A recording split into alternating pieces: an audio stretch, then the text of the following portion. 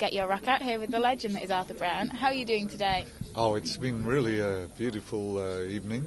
Lots of energy, good audience, lots of metal, lots of chains, lots of pipes and machines. Lovely. Fantastic. It's the sign of a good day, really. Yeah. There was snow on the way up, of course. Oh, how gorgeous. Yeah, I mean, what else could you want in life? Yeah.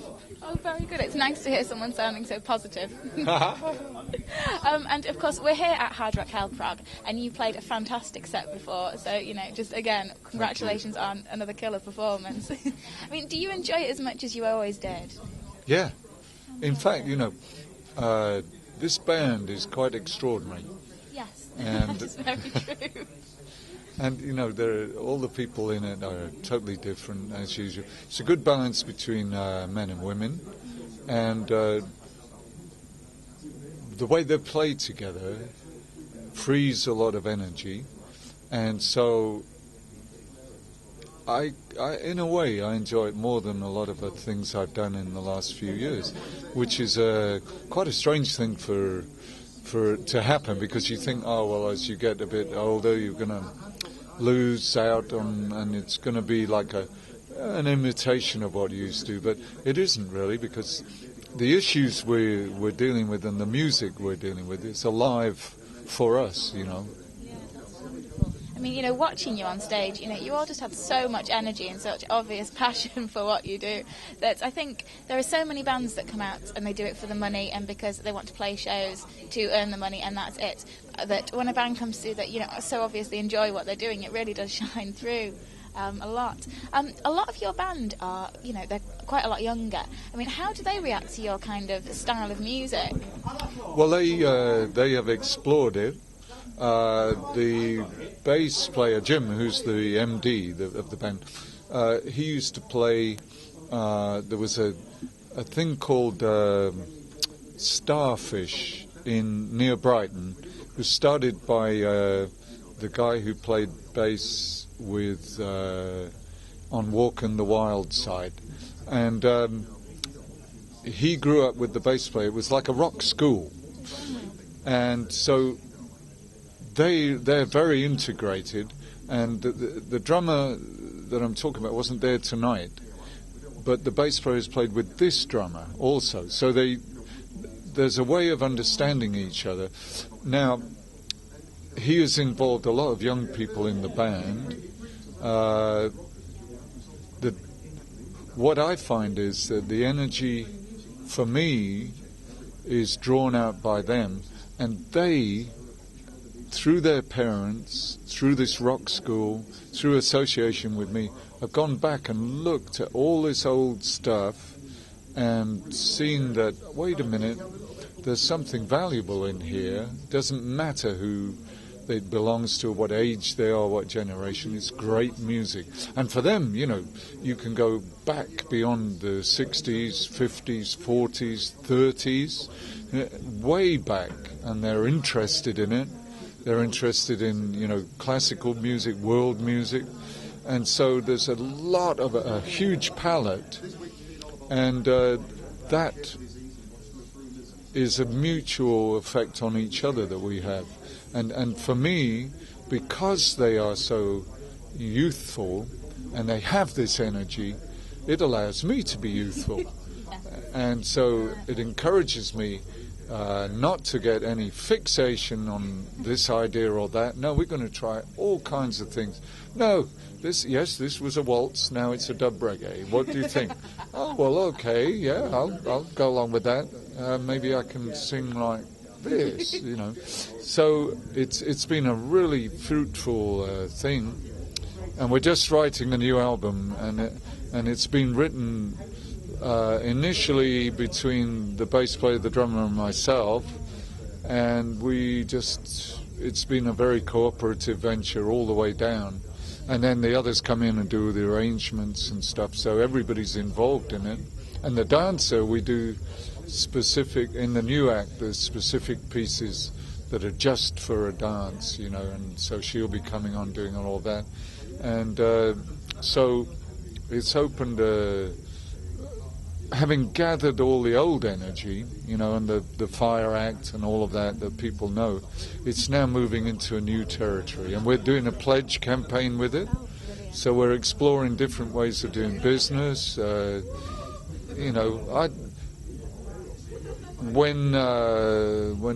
right back in the 60s, I started to manage myself.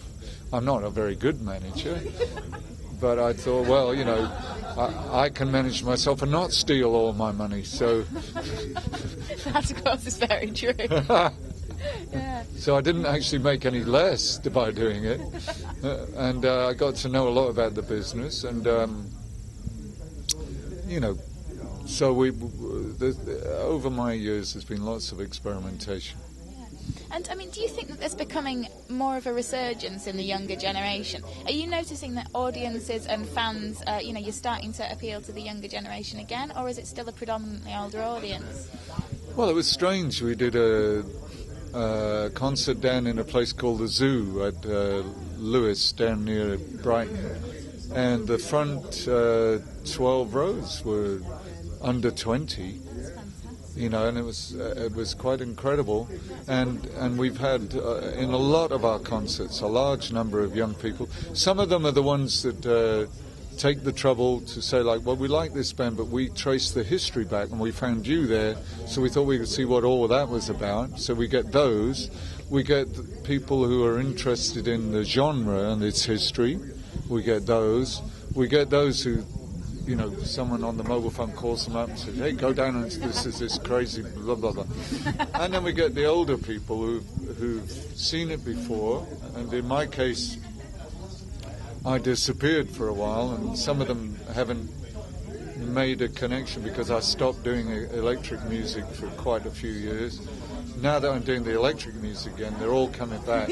So it's a mixture of audiences, and because I'm with a younger band and it's equal men and women in the band, we're getting a different kind of audience. When I first started, most of the audience, maybe 90%, was men.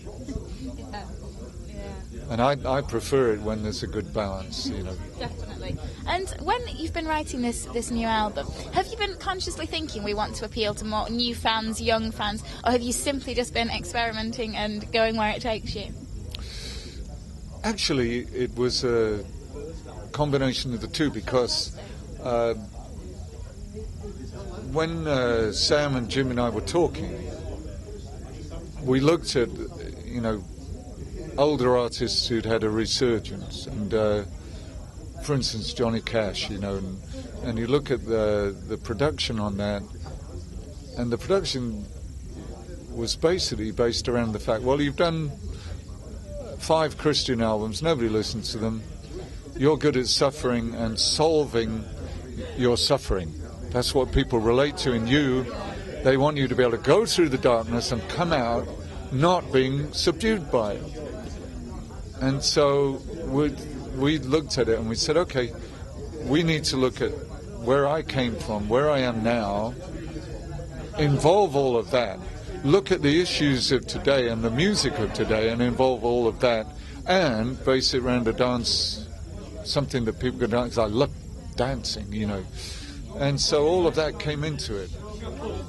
So do you have a vague release date in your mind for it? Yeah, probably now September. We're mixing it in May. The pledge campaign starts this month, and then we'll be able to pay for mixing it and for the recording of it. So it's been good. We're recording it on tape, and then we'll mix it with the box and do the digital mix, but it's from tape, so it's got a different feel about it. And we've expanded the album so that it includes, like, brass section, strings, all of that, and it's got a story. There's a story behind it of a whole world, and it's called Zim Zam Zim, and that's the lead character, but it's also the world. That's wonderful. and it involves, a lot of the issues of today and possible outcomes of it. Will the world be in a place where, if you could, you'd want to get away from it? Or will it be that we can turn it around? It's all of that kind of stuff. But it's got a lot of humour. It's got sex. It's got dance grooves, yeah. Pretty much has everything you could ever want in an album and more. Exactly it. And have you been planning in your head what amazing things you're going to be doing on stage to it already? We've already been planning the kind of look, the kind of costumes, and we're working on a particular sci-fi thing. It's, looking at it today, unless you're Ramstein or someone like that, you're not going to be able to afford vast pyrotechnics and stuff. So you've got to look at a realistic way of putting it together so that you can actually travel from gig to gig. Otherwise you're into 10 gigs a year and full stop. If you're going to do more than that and go round, you have to be able to... You going? I did. Come on. In the corner because he was a naughty boy. And I've got my dancer's hat on. Exactly. And here's Billy. Oh, can we have Billy in this interview, please? Please sit there for 1 minute, Mr. Billy. Look, there's a camera. If you move over a bit, you're in. Hello. Ask him a question. Hello. Hello there. Hello. Sorry, That's the just man to who put did you the on the fire spot helmet. completely. So I heard there was a slight disaster with the fire helmet today. Well, we wouldn't say disaster. What we would say is slight excitement. planned mayhem. I like it. Acrobatics, always moving into the unknown, creating unbelievable mayhem for people. So, yeah, we have the fire act, and there's always a backup fire person. That backup fire person took over. And everything went safely. So Fantastic. And it created some adventure for the audience. Definitely. Move in a little bit, Yeah, Billy, 'cause- move in this way. There moving you a are. little bit. Okay. This is, ladies and gentlemen, this is Billy, who's been involved with fire helmets for years and has his own band, Poison Electric Head, and is a general madman. So very good. General madman. madman. That's a good description. And the man who caught him is his son. Yeah, if you're going to get anyone to watch your back, make sure it's your son. Because no one watches your back better than me. So yeah, there we go. Disaster safely averted then. Yeah, because we have to do all the right things. Yes. It's it's a difficult thing to work with fire. Yes. Yeah. Fire's very unpredictable. Very true. So Very true. yeah, and I just like to disappear now, if you don't mind. Yeah, See, he's a Hawkwind, magician. He just yeah. goes.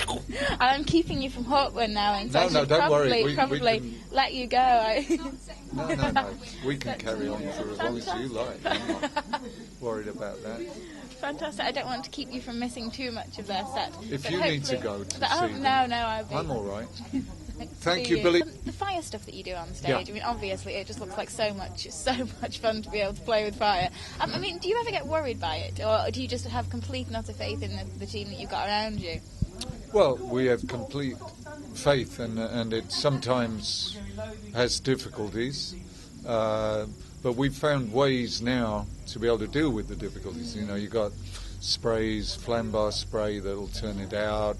You've got, people around who know what the dangers are and will catch it and deal with it. For instance, tonight we had a fire blanket ready to smother anything. So you just have to deal with that. In the early days, it wasn't like that. We didn't have anything. So The pre-health and safety days. Yeah. Many a scorched roof and a burning floor, but the audience love it. Fantastic. Well, that's There's what a you certain want. danger. Definitely. I mean, your live shows, they are just always exciting. You watch videos and you can see that you've just got such energy when it comes to, and such creativity as well. And I mean, is there anything you draw the line at, or would you be up for giving pretty much anything a go if you thought you could pull it off? A good question. Would I stab a roebuck on stage? Probably not. Okay. No, I mean, I deal with what there is there, and I try and create something out of it. I'm not really particularly like at the beginning of my career. I like to shock people. That's not really my wish now. Some of the things we do are not what people would normally do. So some people are a bit shocked, but they're not really appalled, shocked. That's right, and they're not designed to be shocking. Yeah. But Yeah. I think, in a certain way, because everything's become so fabricated, that someone doing something genuine is quite shocking. Yeah, that is So very that's true. enough now. I would perhaps draw the line at, let me see, swallowing an iced fish. What a shame! I was going to suggest, that we should, yeah. No, well, that's good to know that you've got some limits and that they are iced fish. Yes. Do you know, it could be quite entertaining. Well, yeah, I will try it for your sake. I would like But that I will indeed. do it with a sardine. Yes, you could see how many sardines you could swallow in the space of a minute. Iced sardines. Iced sardines, of course. Or you Sardines. could just throw them into the audience. It could be like your party gift to people. Have some iced sardines. Well, that would be nice. I mean, that wouldn't be dangerous personally, would it? No, it wouldn't. You'd be providing people with food.